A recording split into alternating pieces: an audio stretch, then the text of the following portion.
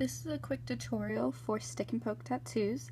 As you can see, I've laid out some materials here. I have hydrogen peroxide solution. I have Aquaphor, which I'll explain in a second. I have cotton balls, 2, 3, maybe 4. I have a small dish of soap water. It's just plain antibacterial soap and water. And I have a tiny little bowl with Higging's Black Magic waterproof ink, which I reviewed in a previous video. And this is for the stick and poke tattoos, as well as a plain thin point needle that I just sterilized. And you can do that with fire, kind of old school. You can do it soap and water, and then I use hydrogen peroxide to clean it. Just make sure that everything you have is sterilized.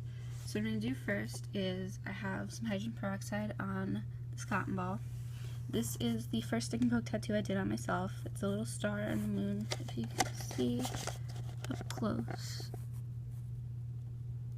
And then there is one also that I'm going to touch up in this video. I don't want to do a new one just yet. I have a small anchor on my toe. There we go. And this is the star on the moon. So what I'm going to do first is put this camera down. There's some background here.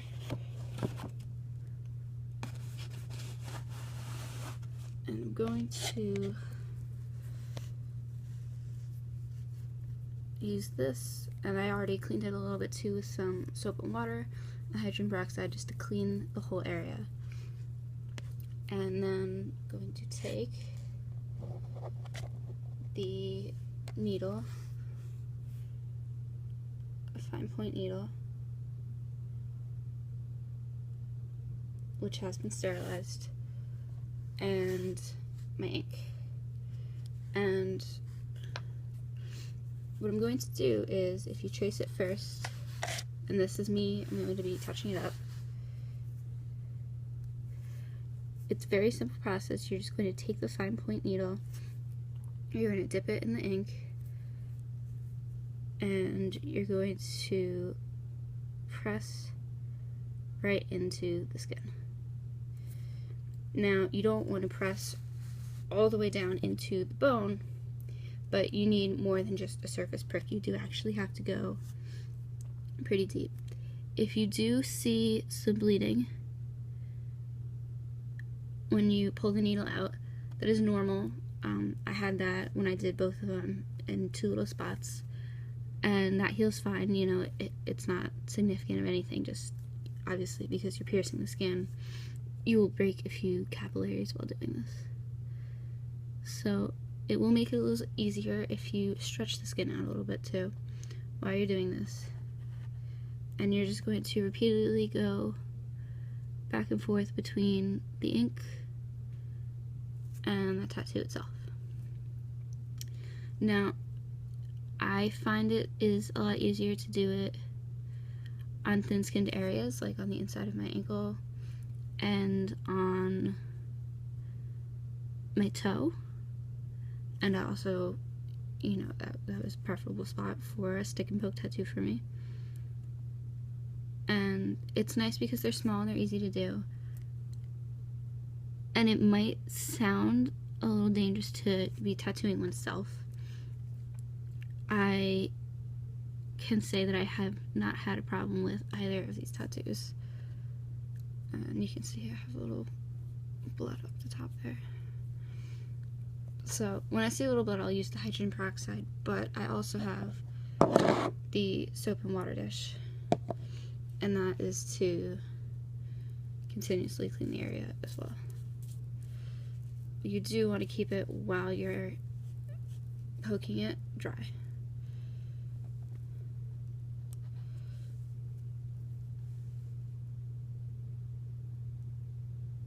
So keep in mind that these tattoos are permanent.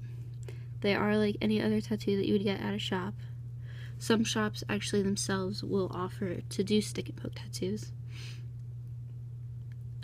It's not so common as when you get a tattoo done with a needle gun, a needle tattoo gun, which I have also gotten. This isn't too painful in my opinion. I wouldn't say that it hurts a lot. It does take a while. It takes a lot of concentration. Is definitely for sure. And depending on how thin the skin is and where you're doing it, like on the inside of the toe, which is a little bit of a creative spot, it might hurt a little more here.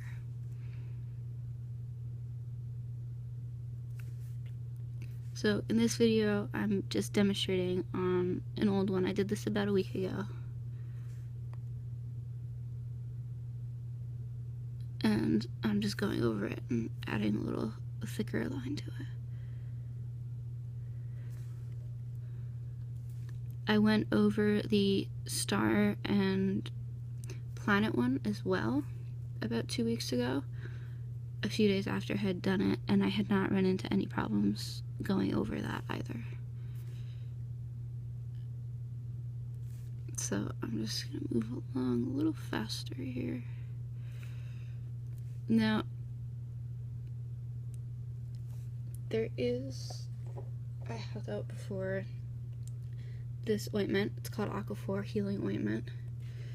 And that is essential for not only stick and poke tattoos, but really for any tattoos. I remember how important it was when I got it for my first tattoo that I had got done at a tattoo shop. And it's not ointment like Neosporin, which is an antibiotic ointment. This is very, very important for hydrating the area after you do the tattoo. You absolutely must, after doing either a stick and poke tattoo yourself or any tattoo, that you keep the area very well hydrated. I'm just gonna go around the top here. If you have any questions, feel free to ask in the comments or send a question in a message.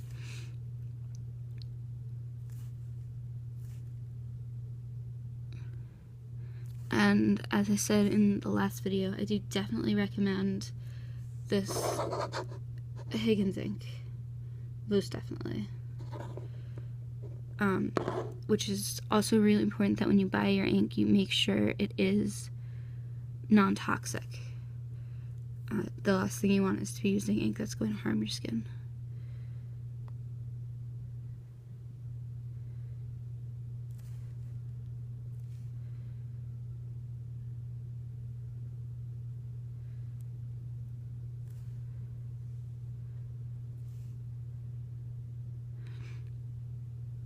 So when I do this, I usually go back and I clean the needle a lot in between.